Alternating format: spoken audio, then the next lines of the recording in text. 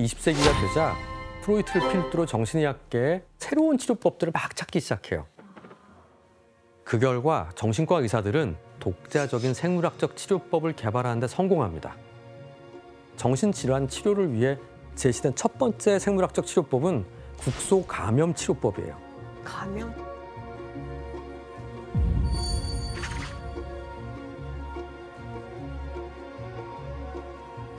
이 치료법을 제시한 인물은 미국에서 가장 유명한 정신병원인 트렌튼 정신병원의 원장이었던 헨리 코튼이었습니다. 정신의학의 이론을 정립한 크레펠린, 치매를 발견한 알츠하이머, 이런 유명한 사람들한테 직접 배운 금수저 인맥이죠. 그리고 이때 현미경의 발전과 함께 세균이 병의 원인이야, 이런 걸 우리가 알게 된 거죠. 그러니까 당연히 헨리 코튼 입장에서는 그럼 정신질환도 감염이네? 그럴 수 있겠네? 라고 생각할 수 있겠죠. 그렇기 때문에 어디 감염돼 있는 병소를 제거하면 정신질환도 치료될 수 있을 거야 라고 생각했어요. 자, 그럼 여기서 문제 낼게요. 헨리 코튼이 중증 정신질환이 발생하는 감염 부위로 가장 먼저 주목하고 치료한 부위는 어딜까요? 치과처럼 이빨을 치료하는 거예요. 혜성 씨, 정답입니다.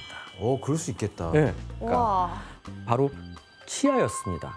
그래서 충치가 있으니까 이 독소가 생겨서 혈류를 통해 뇌를 중독, 좀 그럴듯하지 않습니까? 그럴듯해. 아. 그래서 치과 의사의 검진과 엑스레이를 통해서 감염이 발견된 환자의 치아를 뽑기 시작했어요. 아, 이거 너무 싫다. 이 헨리 코튼은요, 1921년 1년 동안 환자의 이를 무려 6,472개를 뽑았습니다. 입원했던 환자의 수를 보면 한 명당 평균 10개를 뽑았대요. 어쨌든 헨리 코튼의 주장대로 치료가 됐나요? 그럼 지금 뽑고 있겠죠.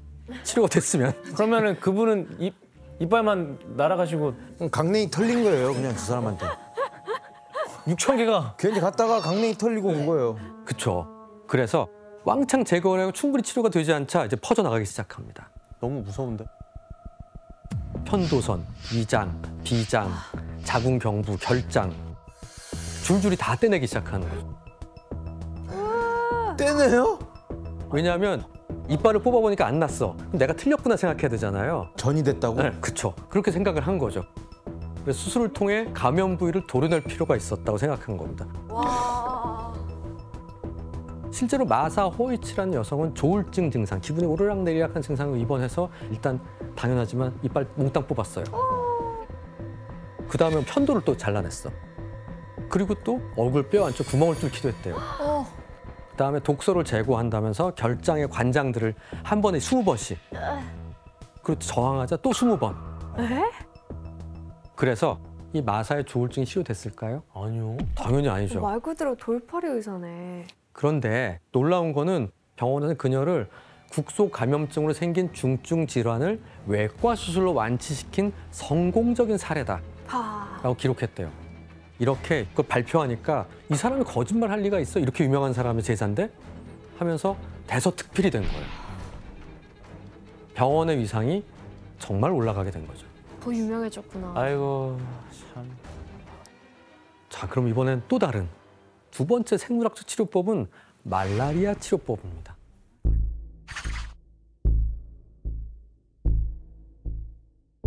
당시 비엔나 대학에 근무하는 율리우스 바그너 야우레크라는 사람이 있는데 이 사람이 한 가지 가능성을 제시합니다. 1917년에 정신질환자들이 우연히 심한 열병에 걸렸어요. 그런데 나으니까 극적으로 정신질환도 증상이 호전된 걸 발견한 거예요. 그랬더니 고열이 되는 열병을 앓으면 증상이 치유될지 몰라라는 나름의 가설을 세웠는데, 그럼 어떻게 하면 열병을 만들지? 말라리아를 걸리게 하면 돼. 그러면서 환자의 혈액에 말라리아 병균을 접종한 겁니다. 거의 뭐 생체 실험이. 그리고 이때 율리우스는 말라리아균을 이용해서 신경 매독을 치료하기로 했는데 신경계로 전이된 매독균이 뇌 손상을 일으키는 거거든요.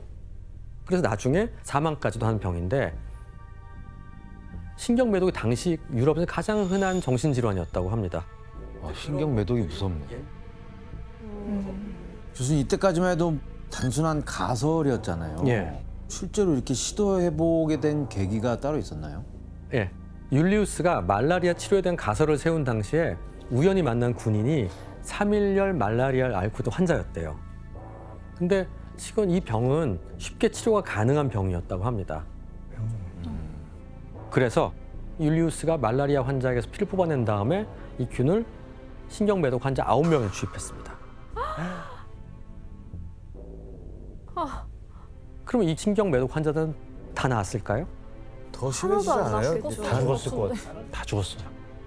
처음엔 말라리아 증상 알았는데 말라리아 낳고 난 다음에 9명 중에 2명이 매독이 완치되었어요. 네? 어? 아닐 것 같아. 말도 안 돼. 그러니까 당연히 그 결과를 학회지에 발표를 합니다. 정신의학계 센세이션이죠. 그러면서 많은 정신과 의사들이 말라리아 균 좀 보내주세요, 균 좀 보내주세요 해서 병원으로 이 보온병이 전달됐대요. 더 놀라운 거는 1927년에 율리우스는 정신의학계에서 최초로 노벨 생리의학상을 이 건으로 받게 됩니다.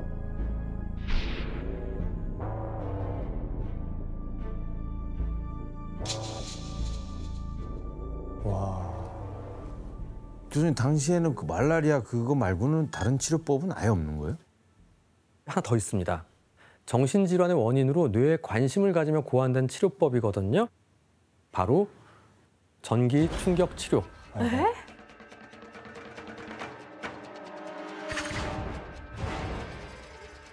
뭐 영상으로 확인해 보죠. 너무 무서워.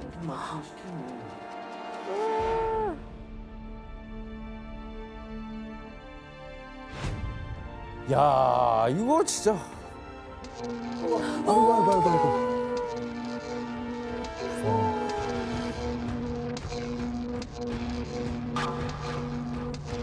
신경이 살아. 오. 오래 하네. 저렇게 되는구나.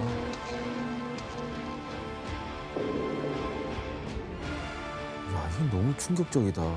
그런데 위험해 보이는 이 전기 충격 치료법은 뇌의 신경회로가 뒤죽박죽 되어 있는 걸 한번 전기 충격으로 리셋하는 방법입니다. 당시 뇌 이상이 정신질환을 일으킨다 생각을 한 거죠. 이제 뇌 문제다. 뭐 악마도 아니고 뭐 신도 아니고. 뇌까진 갔네 그래도. 예, 그렇죠. 이 치료법은 1938년 이탈리아 출신의 의사인 우고 첼레티와 루치오 비니가 개발했습니다. 이들이 뇌전증을 앓고 있는 환자를 본 거예요. 환자가 신기하게 간질을 하고 나면 우울증이 완화되는 걸 본 거예요. 사실 뇌전증이라는 게 생각해 보니까 뇌에 비정상적인 전기 신호가 발생, 경련이 막 일어나는 거거든요.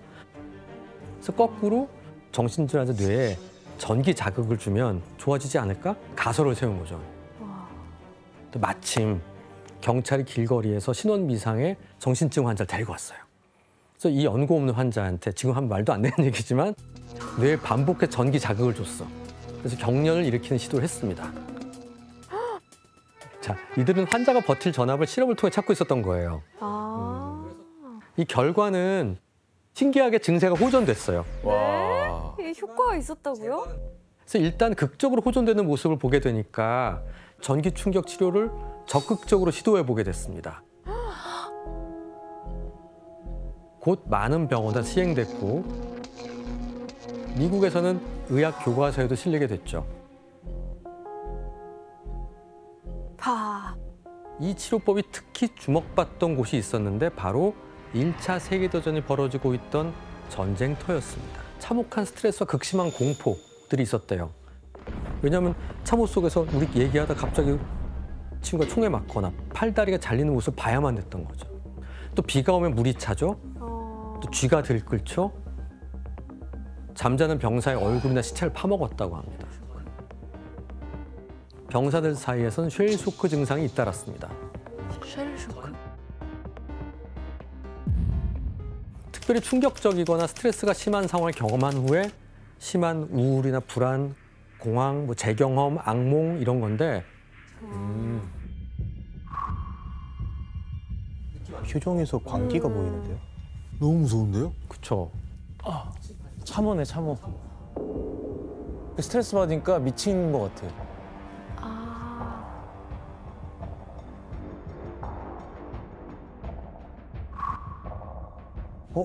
아, 숨는구나. 침대 밑으로 숨는구나.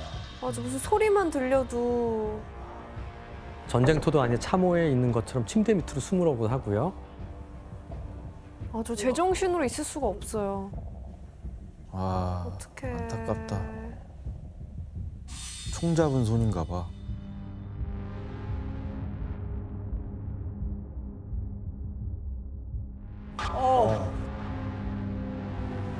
아이고.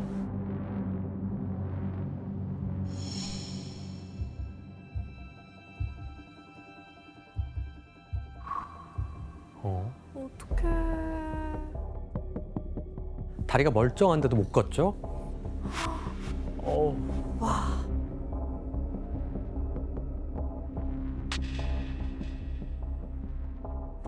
빌 수가 없어. 어떻게 왜 저렇게 되는 거지? 몸이 경직돼. 전쟁이 얼마나 참혹하면. 당시 쉘 쇼크를 경험한 사람이 무려 25만 명이래요. 엄청난 숫자네. 그 사람들을 어떻게든 해결할 방법을 찾았어야 됩니다. 전기 충격이 이용됐나요? 그렇죠. 전쟁터는 약도 없고 시간도 없는데 전기만 있으면 됐잖아요. 쉽게 시행할 수 있고 효과도 필요한 게 즉각적으로 나왔던 거죠. 바로 전기 충격 치료가 적격이었던 겁니다. 근데 전쟁이 끝나자 이 수많은 군인들이 심각한 사회 문제로 대두되기 시작합니다. 이런 상황은 2차 세계대전을 겪으면서 더 심해져요.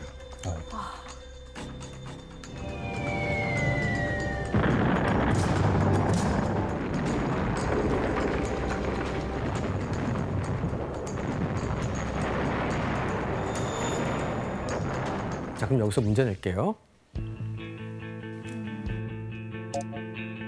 재정적 부담과 병상 부족의 이유로 미국을 기점으로 충격적인 정신질환 치료법이 전 세계에서 큰 인기를 끌어올리게 됐는데 과연 무엇일까요? 병상 부족이니까 뭐 누워서 하는 건 아닌가 보네. 빨리 퇴원시킬 수 있는 빨리 퇴원시킬 수 있는 거. 네, 스텔라장 씨. 전두엽 절제술? 오, 스텔라장 씨 정답입니다. 뇌 앞부분을 절제하는 이런 어떻게 보면 좀 극단적인 절제술입니다.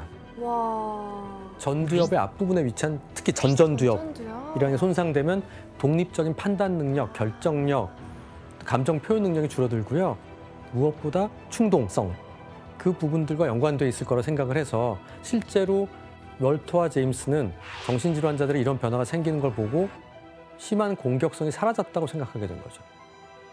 그럼 교수님, 전두엽 절제술은 뭐 어떤 식으로 진행이 돼요? 수술은 먼저 두개골을 뚫는 것부터 시작해서요. 당시 전두엽 절제술엔 어떤 도구가 사용되는지 한번 보죠.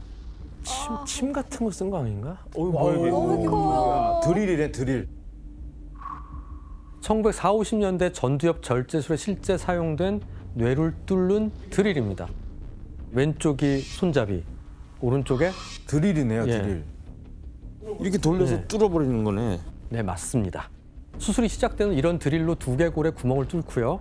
전전두엽 부분의 신경을 녹이려고 에탄올을 그 안에 주입하는 거죠. 그럼 수술 후에 전두엽이 어떻게 변하게 되는지 사진을 한번 볼까요? 왼쪽은 정상적인 사람의 뇌고 오른쪽이 전두엽 절제술을 받은 사람입니다. 동그란 구멍에 드릴로 구멍을 냈어요. 그다음에 삥 둘러서 하얀 게 보이죠? 네. 이게 뇌가 손상된 부분들. 에탄올로 이렇게. 그러니까 이거는 굉장히 오래된 이후에 사진 찍은 라고 생각하시면 될 것 같아요. 혜미 씨, 근데 그 정신질환을 유발하는 그 뇌 조직이 어느 정도 크기인지 어떻게 알고 수술을 하는 거예요? 사실은 두 의사도 몰랐다고 해요. 그래서 이게 너무 적게 절제하면 효과가 없을 것 같고 너무 크게 절제하면 환자가 사망할 수도 있기 때문에 그 딜레마가 있었다고 합니다. 그래서 기준을 세웁니다. 환자가 방향 감각을 잃기 시작하는 그 기미가 보이는 지점, 거기까지 절제를 했다고 해요. 그래서 이것을 가늠하기 위해서 국소 부위만 마취를 진행하고 수술을 시작했다고 하는데, 다시 말해서 깨어있는 상태로 수술이 진행됐다고 하는 거죠. 깨어있는 상태로요? 야, 이건 진짜 프리먼이라는 사람이 마취가 필요 없는 혁명적인 방법을 고안하면서 더 큰 주목을 받게 됩니다. 두개골에 직접 구멍을 뚫지 않고도 전전두엽 파괴하는 데 활용했던 어떤 도구가 있어요. 바늘 아니에요, 바늘? 아, 바늘보다 조금 두꺼운 얼음을 깰 때 사용하는 아이스픽 있죠. 날카로운 얼음 송곳, 좀 긴 거.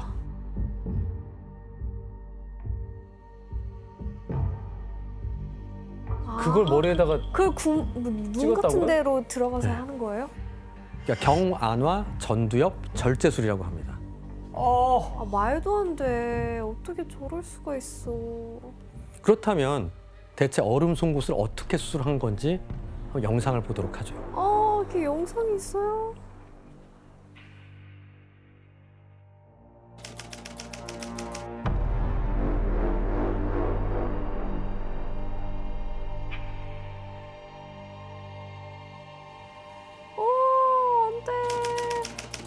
안 돼, 안 돼, 안 돼. 와.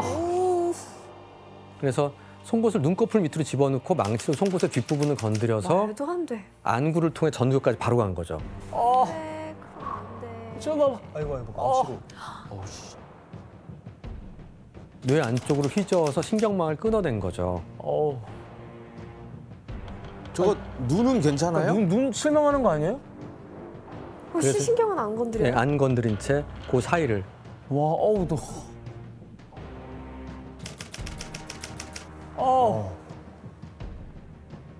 12분 만에 바로 끝낼 수 있는, 정말 빨리 했다 하면 필요했던 엄청 좋아질 수 있는 이런 수술이었던 거예요. 절제술 수술 비용은 $250였습니다. 현재 환율로 계산하면 약 436만 원. 당시 정신적 한 명을 1년에 치료하는 데 드는 비용이 $35,000였대요. 140배나 저렴해. 그래서 큰 호응을 얻어서 미국 전역으로 퍼졌다고 합니다. 49년 한 해 동안만 5,074명이 이 수술을 받았고요. 제일 피크일 때는 18,000명이 전두엽 절제술을 받게 됐습니다. 그 당시로서는 혁명적이라고 생각했겠네요. 예. 그래서 제가 궁금한 게 이게 그렇게 많은 사람들이 이 수술 받았는데 환자들이 괜찮았어요? 정말 궁금하시죠? 네. 네. 실제로 프리먼한테 수술받은 환자의 모습이 영상으로 남아있죠. 남아 있습니다. 함께 보실까요? 어땠을까?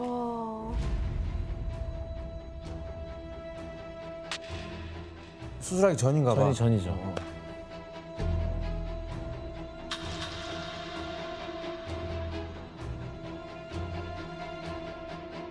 네.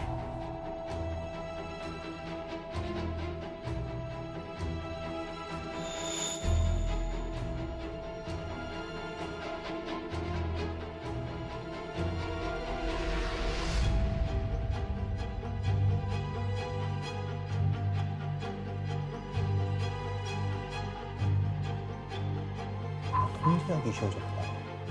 진짜 뭐가 잘못된 거 아닐까? 변하긴 변하는데 어때요? 잘 치료가 된 것 같아요? 근데 보이기에는 그런 거 같은데. 안 좋은 방식으로 된 네, 것 뇌에 같아요. 문제가 생긴 거 아니에요? 그쵸. 조용한 사람이 됐을 뿐이죠. 네. 그러니까 정신질환 치료했다기보다는 뇌 일부를 파괴함으로써 환자들을 통제하기 쉬워졌다라는 게 맞을 거예요. 사진을 함께 볼까요? 왼쪽 모습은 수술을 받기 전 어떤 변화가 느껴지세요? 좀 깔끔해 보여요. 편안해 보이긴 그쵸. 하네요. 이 사진만 보면 좀 그럴 수 있는데요. 이 환자의 수술 결과는 기록이 함께 이 사진과 함께 남아 있거든요. 여기 뭐라고 적혀 있는지 스텔라 씨가 한번 읽어주실래요? 네. The best that can be done for the family is to return the patient to them in an innocuous state, a veritable household pet. 아니, 반려동물로만. 비인격적이에요. 여전히 마음속에는 환자를 치료했다기보다는 동물처럼 다루기 쉬워졌어요 라는 게 1번이 되는, 이게 사람으로 안 보는 부분들도 있는 거죠. 의사들조차도. 아, 펫으로 만들어버렸네. 치료가 아니네. 예, 그런 면들이 있었죠.